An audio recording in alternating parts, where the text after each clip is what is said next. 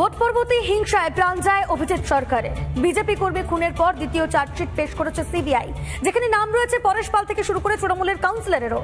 আর এই ঘটনায় ফের একবার টাকার টোপ দেওয়া হচ্ছে তার দাদা বিশ্বজিৎ সরকারকে, এমনকি মিলছে হুমকিও।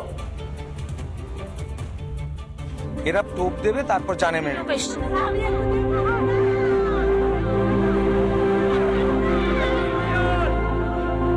২১ ভোটে তৃণমূল জিতলো আর এক মায়ের কোল খালি হলো। খুন করা হয় কাঁকুরগাছির বিজেপি কর্মী অভিজিৎ সরকারকে। সিবিআই এর চার্জশিটে নাম রয়েছে তৃণমূলের এক ঝাঁক নেতা নেত্রীর। অভিযুক্ত বেলেঘাটার তৃণমূল বিধায়ক পরেশ পাল এবং ঘাসফুলের দুই তৃণমূল কাউন্সিলর স্বপন সমাদ্দার ও পাপিয়া ঘোষ।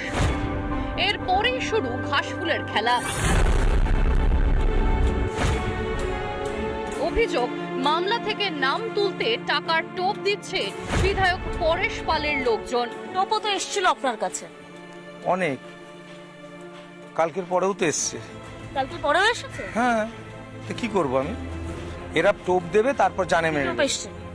টাকা পয়সা কালকে গতকালের পরে? গতকালকেই হয়েছে। আমাদের নামে কিছু বলো না। সোজা আঙুলে ঘি না উঠলে আঙুল বাঁকা করতেও পিছুপা হবে না বিধায়কের সাঙ্গপাঙ্গরা। অভিযোগ বিশ্বজিৎ সরকারের। পরেশ পালের ৩ জন ছেলে এখান থেকে বাইকে করে নিয়ে এসেছিল, এসে বলেইছিল এবার আর খুন হবে না, তোর অ্যাক্সিডেন্ট হবে। মানে খুনটাকে অ্যাক্সিডেন্টে পরিণত করার জন্য পরিকল্পনা এই পরেশ পাল স্বপন সমাদ্দাররা নিয়ে নিয়েছে। হুমকি দিয়ে খুন, খুনের পর নিহতের পরিবারকে হুমকি, টাকা দিয়ে সব মিটিয়ে নেওয়ার চেষ্টা। বারবার এমনই করতে চেয়েছে তৃণমূল, টাকা দিয়ে সব কিনতে চেয়েছে। কিন্তু সন্তান হারানো মাকে টাকা দিয়ে কি কেনা যায়? অভয়া তামান্নার মারা তা প্রমাণ করে দিয়েছেন। তারপরেও বিট বাঁচাতে টাকার টোপ দেওয়া বন্ধ করছে না তৃণমূল। পিঙ্কি অধিকারের রিপোর্ট, রিপাবলিক বাংলা।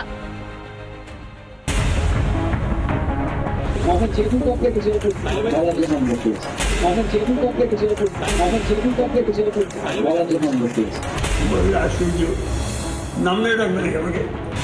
তুমি কেমন নাম ধরে ডাকবে? তাহলে বলতেই পারে ও পুরো পয়সা আবার টিকিট চায় বজবজে, ভাইপোকে খুশি করতে বলছে। যে অভিযুক্ত তার সঙ্গে তার সম্পর্ক কার্যত জেঠুর, তিনি জানতেন না যে মনোজিতের এই কুকীর্তি গোটা কলেজ জুড়ে রয়েছে।